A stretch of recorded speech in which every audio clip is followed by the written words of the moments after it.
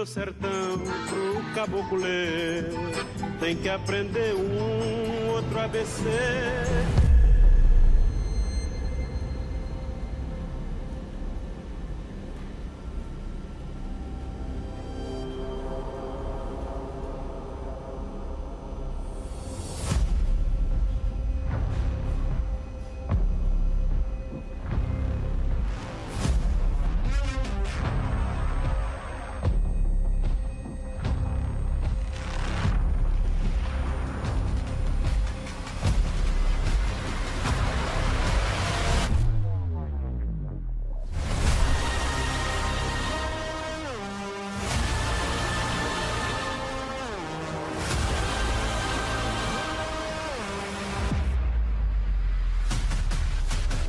BYD é do Brasil. BYD é do Brasil. BYD é do Brasil. BYD é do Brasil. BYD é do Brasil. BYD é do Brasil.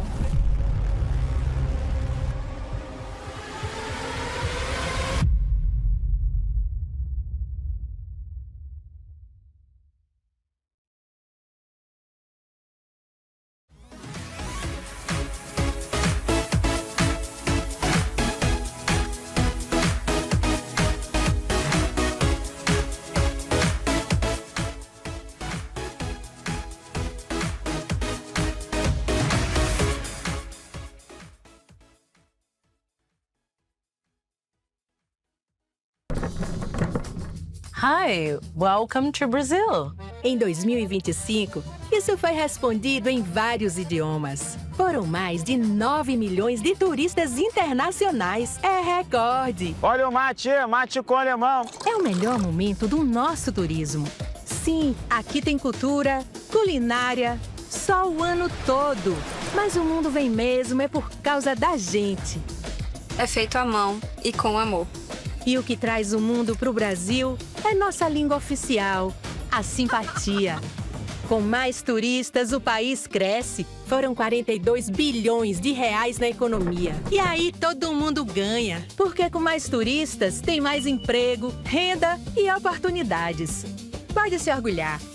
É o brasileiro crescendo junto com o turismo. E aí, o que você aprendeu hoje? Welcome to Brazil. Embratur, governo do Brasil, do lado do povo brasileiro. Seja qual for a sua vontade, no Rio de Janeiro ela ganha vida. Um estado que transforma cada momento em algo único. Entre montanhas, mares e florestas, o Rio é um convite para quem busca aventura, contemplação ou simplesmente uma pausa para respirar. No Rio, a energia pulsa. Cultura, história e arte se encontram em cada esquina, celebrando a diversidade que faz do Rio um dos lugares mais especiais do mundo. E se você pensa em grandes eventos, o RJ também dá um show, com negócios e celebrações para todos os gostos. Um estado que inspira, conecta e encanta. Por trás de tudo isso estão os profissionais que trabalham para manter o Rio de Janeiro preparado, seguro e acolhedor. Aqui, cada serviço é pensado para as pessoas. Pode chegar e viver o seu sonho. O RJ vai abraçar você.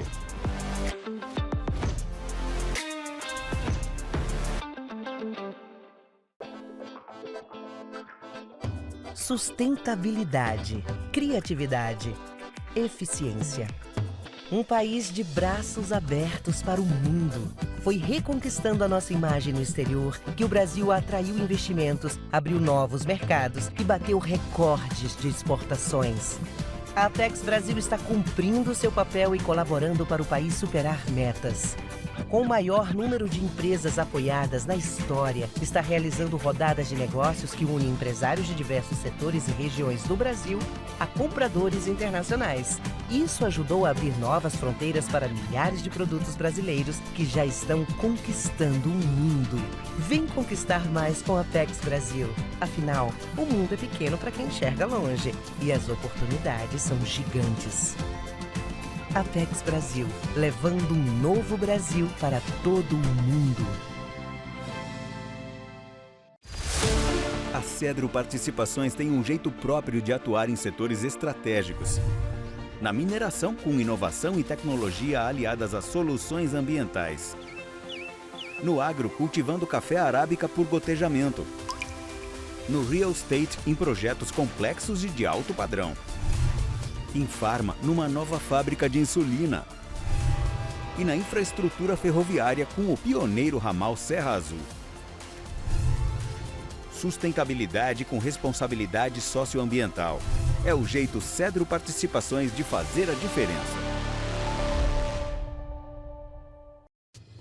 Bem-vindo à cidade de São Paulo, maior cidade da América Latina e quinta maior metrópole do mundo. Com PIB maior que o de 60 países. O maior polo industrial e tecnológico da América Latina. A melhor cidade para fazer negócios nos setores de comércio e serviços do Brasil. Invista em São Paulo, um dos maiores centros econômicos do planeta. Já pensou que suas escolhas podem conter um grande impacto? Ou que a sua entrega vai muito além da comida quentinha? Nossa matéria-prima vem de fontes renováveis. E isso quer dizer que transformamos o que vem da natureza em produtos cada vez mais sustentáveis. É assim que estamos presentes na vida de mais de 2 bilhões de pessoas. E junto com você, ajudamos a cuidar do planeta e do futuro de todos nós. A CBMM acredita no poder transformador da tecnologia para construir um mundo mais leve, mais sustentável e mais eficiente.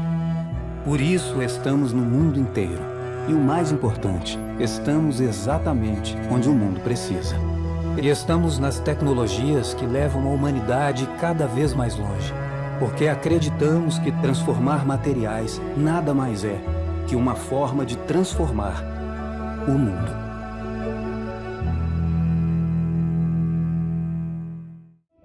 No coração do Brasil, onde a terra encontra o céu e a vida brota com vigor, existe uma forte conexão entre o campo e a cidade. É o Sistema CNA, Senar e Instituto, que representa os produtores rurais em todo o nosso país e é formado pela Confederação da Agricultura e Pecuária do Brasil, pelo Serviço Nacional de Aprendizagem Rural e pelo Instituto CNA. Além dos produtores, a força desse sistema também está nas 27 federações estaduais e nos quase 2.000 sindicatos rurais municipais que fazem parte dele. Na sede da CNA, em Brasília, uma equipe dedicada trabalha incansavelmente para proteger os interesses dos produtores brasileiros. Além disso, a CNA conta com uma equipe de especialistas no agro, atuando nos poderes executivo, legislativo e judiciário para elaborar políticas públicas. Mas o trabalho vai além. O Senar desempenha um papel crucial, oferecendo formação profissional, promoção social e ensino técnico presencial e à distância, além de assistência técnica e gerencial para gerar empregos, aumentar a produtividade e melhorar a qualidade de vida no campo. Já são mais de 80 milhões de atendimentos e o Instituto CNA e a Faculdade CNA também contribuem para melhorar a vida do produtor e formar profissionais qualificados para o setor. Trabalhando juntos pelo desenvolvimento do agronegócio, o Sistema CNA, Senar e o Instituto constroem uma conexão produtiva entre o campo e a cidade, garantindo uma produção sustentável e alimentos para todos. Essa é a nossa indústria, lá não para de criar. Cria e recria, cria e recria. Novidades no mercado, é a gente que inventa. Inventa e reinventa, inventa e reinventa. Depois que você usou, a indústria aproveita. Reaproveita. Nossa indústria cria e recria soluções mais fortes e sustentáveis todos os dias. A indústria cria, a indústria é mais. Bom, finalizando nossa série de painéis de hoje, vamos para o último do evento, Caminhos para um ecossistema de finanças robusto. Nesse cenário de remodelação dos mercados e diversificação das fontes de financiamento, como sustentar investimentos de longo prazo em áreas estratégicas tanto para o Brasil quanto para a China. Vamos pensar sobre o assunto nessa conversa mediada por Maria Luísa Filgueiras, editora do Pipeline do Valor Econômico. Malu, por favor. Olá, boa tarde a todos. Gostaria de convidar ao palco o senhor Lucas Reis, líder sênior de financiamento climático do BNDES. O senhor Lidi Tim, professor na Universidade de Fudan e diretor executivo do Instituto de Finanças Verdes da Fudan. O embaixador Marcos Caramuru, conselheiro consultivo internacional do SEBRE e ex-embaixador do Brasil na República Popular da China. A senhora Liao Xuping, pesquisadora sênior do Bank of China Research Institute. E o senhor Ricardo Damiani, representante-chefe adjunto do Banco do Brasil na China. O senhor Sun Heimin, consultor especial de clima na Century City Holdings. Bom, acho que nosso painel ficou por último aqui, porque a gente falou de muitas transformações e iniciativas ao longo do dia que precisam claramente serem financiadas, né?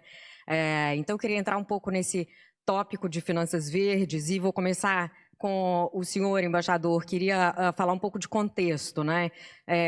Esse tema de sustentabilidade e clima, essas metas costumam ser tratadas em âmbito global e em acordos entre os países, né? Nesse contexto de mudanças geopolíticas, como é que fica isso? Como é que ficam esse acordo das finanças na sustentabilidade, né? Tem de ser cada vez mais fragmentado?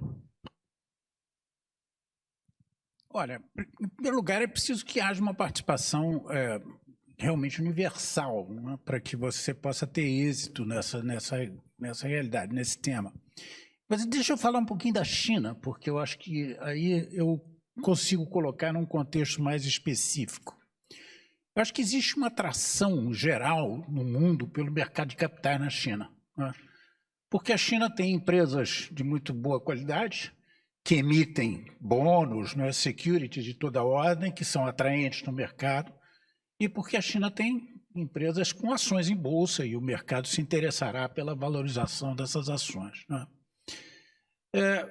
No caso do Brasil, o interesse pela China ainda tem um adicional, que é a captação de recursos num custo muito baixo. Nós todos ouvimos aqui o Pablo da Suzano dizer que a Suzano emitiu um Panda Bond aqui, um bônus verde, não é? E os recursos são baixos e existe um apetite enorme para fazer captações na China. Ao mesmo tempo, a China agora está pedindo que as suas empresas que operam em outros países ou operam também na China ampliem os seus investimentos na economia verde, né? E as instituições financeiras são as que têm a capacidade de buscar esses investimentos, encontrar esses investimentos e definir esses investimentos. Então, eu acho que tem um cenário em que a China ganha uma atratividade muito especial, não é? E, no caso brasileiro, essa atratividade passa a ser maior pelas oportunidades que existem na economia verde, pela possibilidade de instituições financeiras chinesas e empresas chinesas, não é, operarem na economia verde. A questão é que tudo isso é novo e vai exigir, do ponto de vista da China, adaptações, ou seja, autorização para que as suas instituições possam investir em equity, em projetos, não é? A autorização para que as empresas possam entrar em grandes projetos com dívida, não é? Com financiamento efetivamente do projeto. Então, voltando ao quadro geopolítico, que foi a razão da sua pergunta, eu vejo um espaço muito grande para que a China amplie a sua participação no financiamento da economia verde no Brasil e no resto do mundo. No caso do Brasil, um caso muito especial que oferece essas oportunidades. E eu acho que o cenário geopolítico conturbado só contribui para que a atratividade da China seja maior e para que os países, ou as empresas, ou as instituições financeiras vejam ainda mais oportunidade de trabalhar com a China. Então, é assim que eu vejo, nesse quadro conturbado, o espaço da China e a atratividade que a China pode ter para investir no Brasil, na economia verde. Obrigada. Senhor Lee, o senhor esteve no Brasil no ano passado e é especialista em finanças verdes na China. Queria saber se você o senhor vê uma diferença no conceito e nas prioridades de finanças verdes dos dois países, né? Se no Brasil, por exemplo, a gente tem falado mais no foco em desmatamento, nos recursos naturais e aqui na reindustrialização. Há uma diferença nessas prioridades? Muito obrigado pela sua pergunta, apresentadora, e também hoje muito contente de estar participando desse diálogo, desse summit. Então, queria dizer a razão, né, por que o embaixador Karamuru falou que por que agora estamos ali no desenvolvimento das finanças verdes, né, esse grande mercado de capitais, esse grande setor financeiro também está entrando para esse setor. O maior motivo é porque a gente tem já um treinamento onde todo mundo pagou o preço, principalmente 10 e poucos anos atrás. A gente teve uma grande experiência de poluição aqui na China, essa poluição do meio ambiente aqui na China, de uma forma geral. Então, de uma forma profunda, sentimos na pele esse ar poluído, esse céu aberto, esse céu limpo, a importância disso para a gente. Então, ano passado, eu fui para o Brasil, eu senti todo esse desenvolvimento verde no Brasil, ele tem umas grandes bases bem sólidas no Brasil, mas a gente tem grandes diferenças, porque no Brasil é difícil sentir, porque aqui na China, depois da Revolução Industrial, tudo que isso causou para o nosso meio ambiente, para o nosso ar aqui na China, o que isso trouxe. Lógico, no Brasil também acho que teve, né, seus desafios, desmatamento, a industrialização, mas se for comparar com a China, esse nível, né, com certeza ainda tem uma discrepância muito alta. Então, de uma forma geral, o Brasil ele tem um ambiente muito bom. Então, essa direção, essa visão que a gente tem, né, para todo o nosso setor financeiro, ele é muito forte, apto para mudanças. Questões de títulos verdes, seguros verdes, trusts de seguro, de verdes, e através dessa injeção de capital possa favorecer toda a cadeia de fabril, não somente esses setores que de novas energias, mas também de uma forma total, né, da manufatura em geral. Na nossa setor de cimento, metalúrgica, manufatura, que são outras indústrias que têm emissões fortes também. Então, recentemente, a gente sempre vem ouvindo falar sobre o setor financeiro verde, onde a gente vê também o governo chinês promovendo essa conversão do setor financeiro para focado nas indústrias que estão mais propensos a baixar suas emissões. Então, quando a gente falou de combustíveis verdes, né, naquele painel que todo mundo discutiu, onde falaram sobre padronização no setor, e também para nós, o setor financeiro, esse investimento nesses setores, porque a gente foca no retorno. E como ficam esses retornos? Né? Como a gente consegue vencer esses obstáculos? Então, quando a gente fala desses desafios financeiros, assim como outros painéis que abordaram as partes técnicas, então, se a gente não tiver um grande suporte financeiro, eu acho que esse desenvolvimento verde vai ter um caminho curto. Obrigado. Lucas, acho que essa é a sua deixa, então, né? Como é que se financia isso em grande escala? E queria que você contasse um pouco da experiência da plataforma de investimentos de clima do BNDES, né?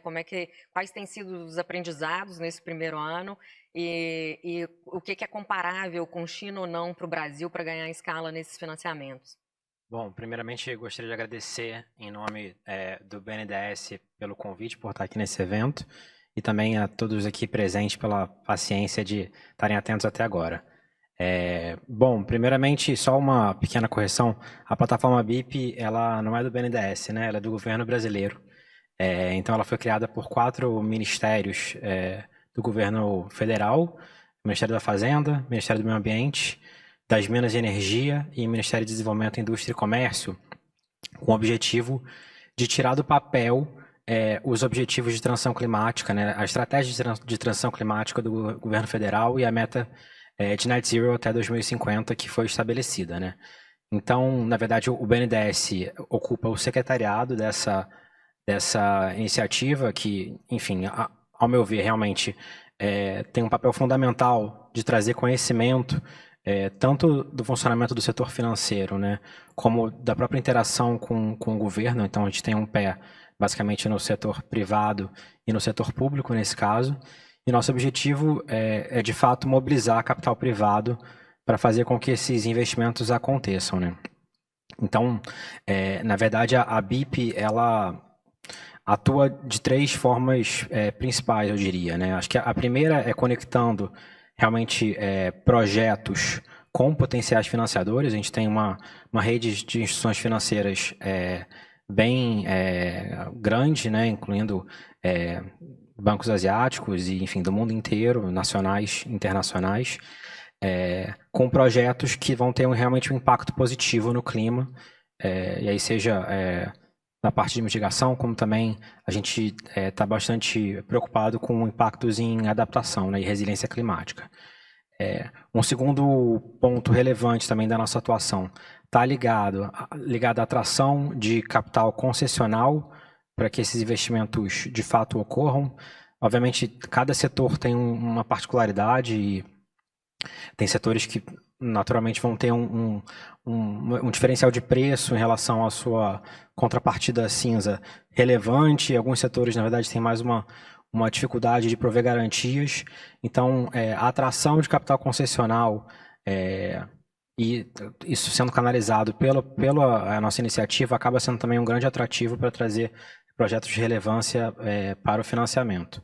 E acho que uma terceira frente de atuação, e aí acho que bastante ligada com o que o meu colega aqui comentou, está ligada ao desenvolvimento de mecanismos de mitigação de risco que vão transformar esses projetos em projetos financiáveis, né?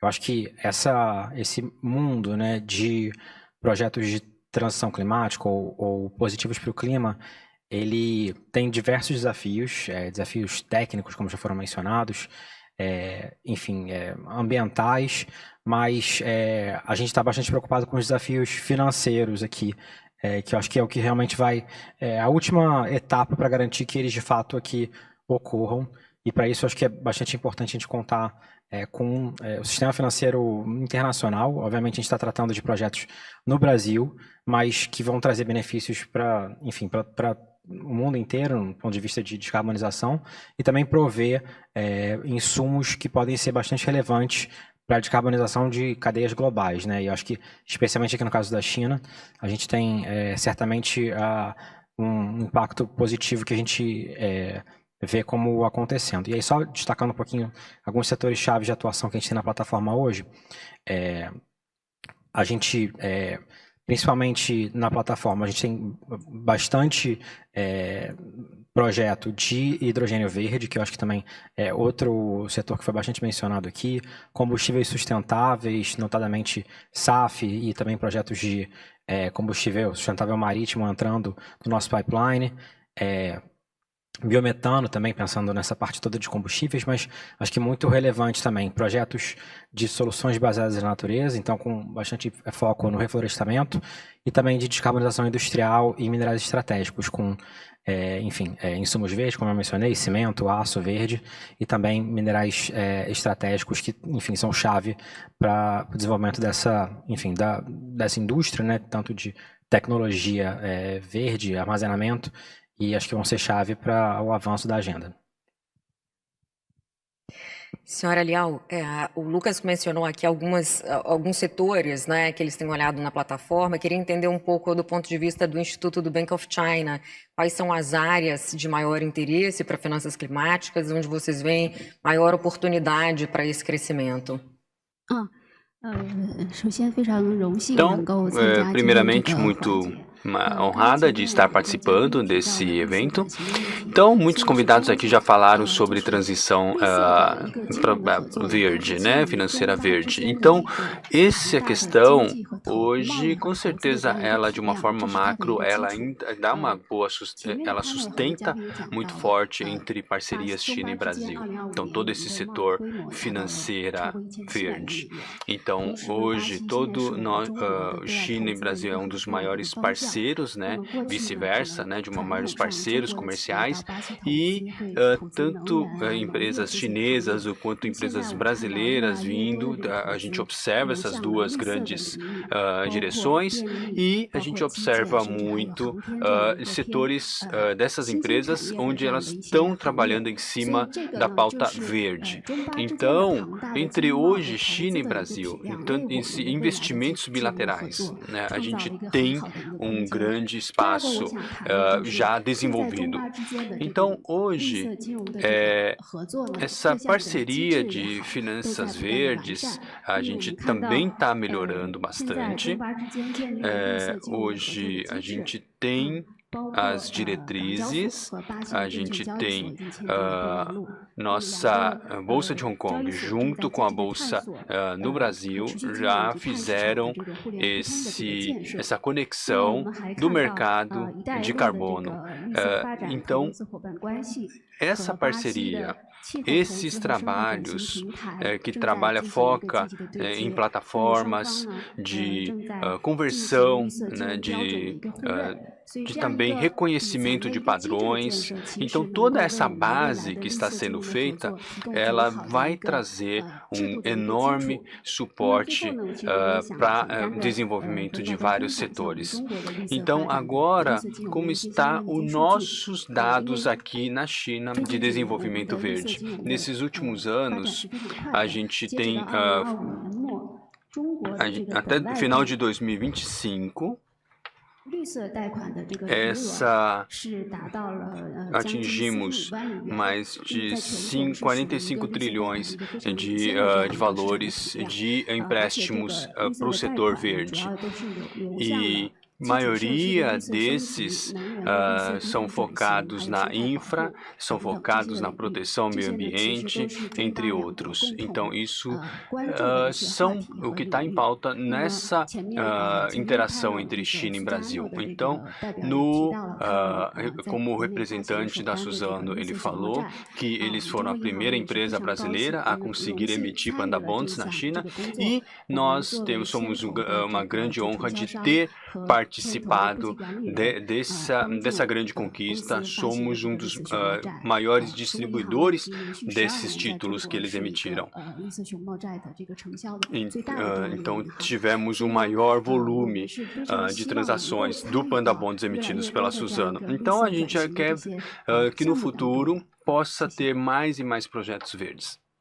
Senhor Sun, você tem trabalhado com family offices, investidores do setor privado também, né? Nessa atração de capital e nesse aconselhamento sobre finanças sustentáveis, investimentos em clima. Queria entender um pouco desse olhar do setor privado na Ásia, do tamanho do interesse e de quais são os segmentos, né, que o capital privado na Ásia tem se interessado em relação a clima e sustentabilidade. Thank you, moderator, for the great question. Muito obrigado pela moderadora, pela sua pergunta e também pelo time do Valor de ter convidado e estar me recebendo aqui hoje. Então, a gente tem vários institutos, a gente vem observando de desenvolvimento sustentável, também falando de geopolíticas, de mercados financeiros. Então, falar um pouco nosso papel de negócios de family offices e também de negócios familiares nessa transição. Então, foi mencionado que recentemente visitamos no Brasil. Eu compartilhar alguns aprendizados que eu tive no Brasil. Eu fui no COP30 ano passado. Então, para mim, o ponto mais interessante do COP30 é toda ecossistema vibrante que o Brasil tem, essas ações climáticas que o Brasil tem e feita por instituições governo e também da sociedade civil e também com academias. Então a gente tem uma grande agenda, uma agenda que engloba ali vários desafios de ecossistemas.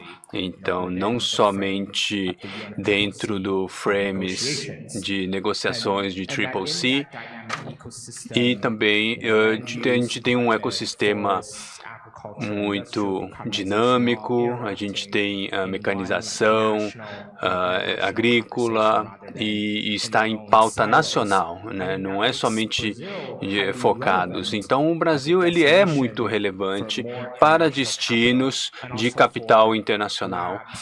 E também serve como um espaço de testes para caminhos globais, principalmente para a colaboração Sul-Sul, e que está emergindo. Então, para mim, a primeira pergunta é por que family offices eles também importam com mudanças climáticas, porque muitas vezes eles não estão muito preocupados diretamente, porém está mais atrelado com a continuidade e também do portfólio desses family offices. E também hoje nesse cenário geopolítico a gente também quer estabilidade regional.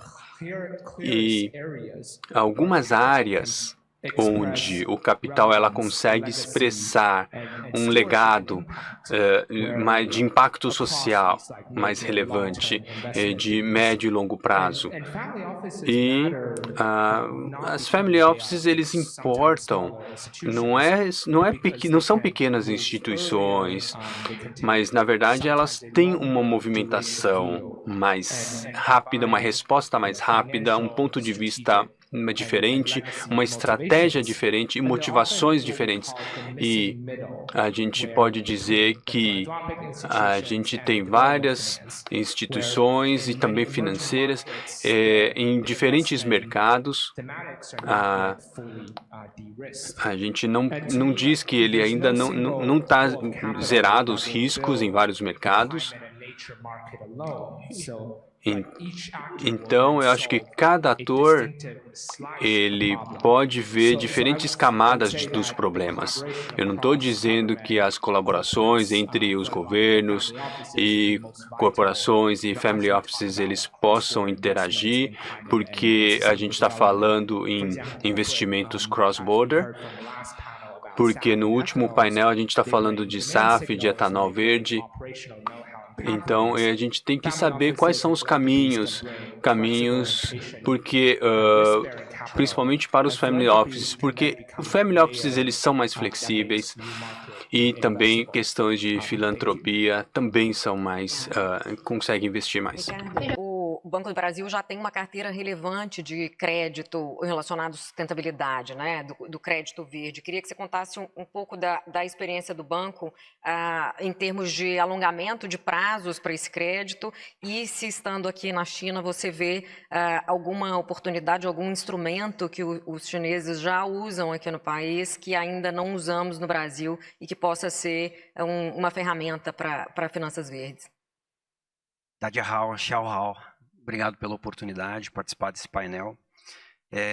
O Banco do Brasil ele tem a sustentabilidade como vetor estratégico. Então, a sustentabilidade hoje ela é a base da estratégia corporativa do banco e não é uma agenda paralela, é uma agenda de negócios, de desenvolvimento e cooperação internacional. Essa agenda tem um nome, é a Agenda Banco do Brasil 2030, ela já existe há mais de 20 anos.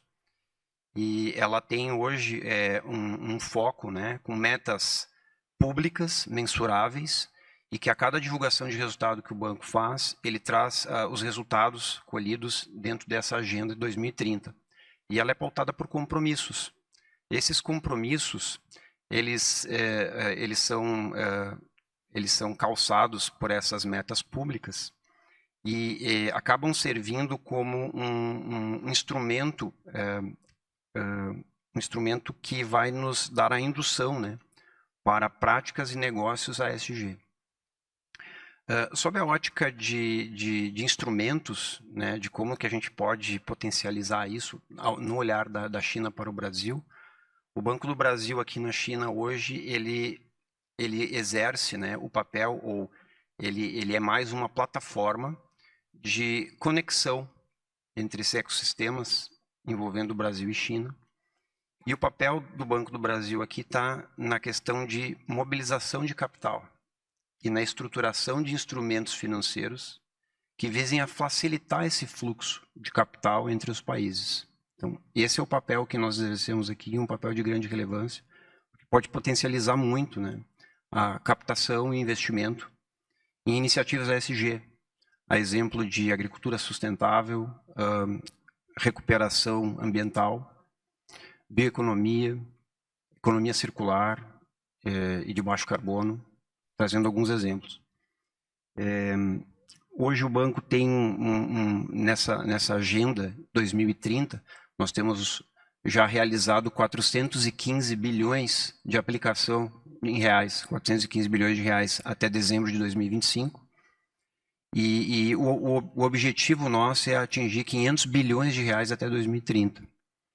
E uma parte dessa captação que foi feita em 2025, na ordem de 25 bilhões de reais, foi destinada a iniciativas ESG. Isso é interessante esse número. O nosso objetivo até 2030 é chegar a 100 bilhões de reais. Obviamente, essa captação veio por emissão de green bonds, a exemplo do que o Bank of China já faz aqui, né, no Panda Bonds, com parcerias de instituições multilaterais, agentes econômicos distintos, e nós entendemos que existe um espaço grande e uma grande escalabilidade, né, para continuar fazendo essas captações para iniciativas ESG no Brasil. Obrigada. A ministra Isabela comentou mais cedo sobre o cuidado com greenwashing e greenwashing, né? Lucas e senhor Li, os dois comentaram sobre a questão de risco, queria ouvi-los rapidamente sobre isso. Como é que isso muda a classificação de risco e o cuidado na análise desses créditos? Essa pergunta é bastante relevante e eu acho que a própria criação e governança da plataforma BIP acaba sendo uma resposta para essa questão, né? Porque, de certa forma, o fato de a gente ter uma plataforma que valide projetos como alinhados aos critérios e, a própria estratégia do governo, né, de descarbonização, e também com critérios específicos para mensuração de impacto ambiental, né, adensamento de cadeias, enfim, várias avaliações positivas que a gente busca na hora de selecionar os projetos, se acaba, de certa forma, dando confiança para investidores de que aquele projeto que eles estão considerando, de fato, não é um projeto que está fazendo greenwashing, que está tem qualquer tipo de, enfim, estratégia para enganá-los, né? Então, acho que isso é bastante relevante, acho que é uma das grandes virtudes da plataforma BIP. Enfim, vou passar aqui para o meu colega, porque o tempo está curto, né? Obrigado. Então, sobre riscos, né, que a gente tinha falado, porque hoje aqui do setor de finanças verdes, aqui na China, aqui no Bank of China, ele tinha falado que já temos grandes resultados, mas alguns pontos ainda temos grandes desafios. Sobre a questão da padronização de produtos financeiros verdes, eu acho que o painel anterior ele tinha falado sobre combustível verde, como esse combustível verde ela vai conseguir ser promovido, se desenvolver, e se ele consegue entrar no sistema financeiro verde, né? Então esse padrão que a gente tem. Então são esses desafios, né? Se esse produto ele não consegue entrar nos títulos, né, nos padrões, entrar no nosso menu de produtos, nossa instituição financeira, a gente não consegue, de uma forma de baixo custo, receber capital financeiro para esses projetos. Porque assim, se a gente for olhar para os padrões que abrange todo o setor verde, todo mundo está falando verde, mas o verde, quando a gente vai olhar profundamente, né, ele é diferente. E o verde de hoje, ele pode ser um verde diferente amanhã, principalmente nas emissões, padrões de emissões. Então, é um grande desafio, de uma forma global, definir um padrão único. Então, sem um padrão único, nosso produto financeiro, ele não tem como estabelecer um padrão e colocar em negociação. Então, hoje a gente tem alguns trabalhos, um menu de projetos verdes, consumo verde, manufatura verde, mas isso, às vezes, não consegue, no Brasil, colocar, validar, a gente coloca uma interrogação nisso. E no Brasil, para o brasileiro, o que vocês definem é verde. Vocês têm ali, sem dúvida nenhuma, aquilo é verde. Mas ele consegue chegar na China, em Xangai, porque em Xangai a gente também tem ali um estoque de projetos verdes. Será que ele entra? Ele entra nesse menu? Então também temos um ponto de interrogação aí. Então, são esses desafios que precisamos transpor. Assim, procurar solucionar, com certeza é bem melhor do que ficar parado. A gente precisa caminhar. Talvez a gente possa caminhar ali somente em algumas parcelas desse mundo verde, né, em combustíveis, em alguns setores, né, de energia, em colocar ele dentro de um sistema e a gente possa ter um intercâmbio e um espaço para discussão. Então, esses são os desafios, esses são os problemas, são várias divergências que temos. Por exemplo, na Europa, hoje, eles têm padrões mais rígidos que eu conheço. Então, a China também está promovendo, através das nossas leis, do nosso regulamento, para solucionar o que as instituições têm enfrentado nesse mundo verde. Então, eles pegaram captação de ativos, captação de capital verde e investiram em projetos não exatamente 100% verdes. Então, eu não vou entrar em detalhes, mas se a gente colocar isso de uma forma nível nacional, eu acho que o impacto é muito mais forte. Então, hoje o governo chinês, o nosso banco, todos, a gente tem um sistema, a gente tem subsídios. Então, esses subsídios, se não controlar bem, muitas vezes pode haver desvios e desvios para áreas de alto carbono. E isso pode criar problemas em todo o setor. Então, eu acho que, de uma forma geral, a nível nacional, entre China e Brasil, a gente precisa descobrir juntos, e a gente também tem várias ferramentas que dão suporte a isso. A gente tem seguros, a gente tem pesquisas, e às vezes algumas ferramentas de seguros, ele pode trazer mais proteção, principalmente para a área florestal.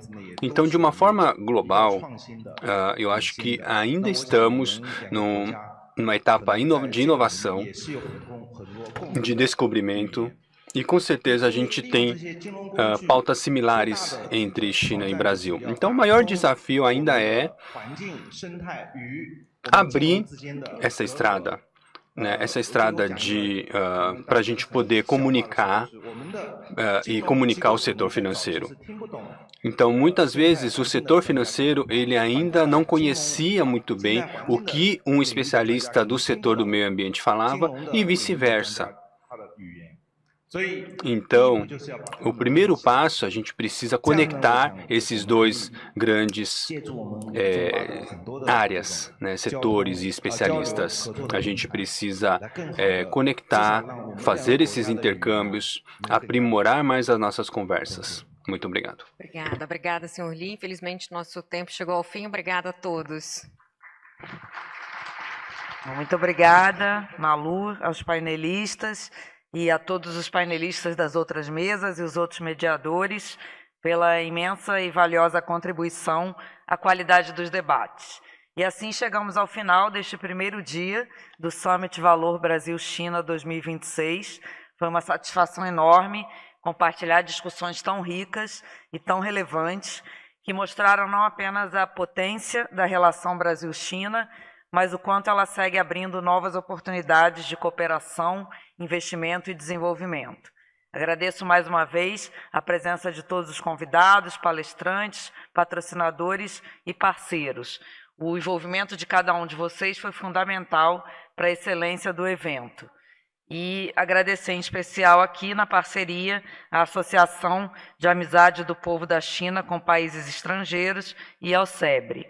Bom, nossa jornada continua, dias 26 e 27, a programação segue com visitas, encontros, negócios e networking em Xangai, ampliando as chances de troca e aproximação entre os participantes.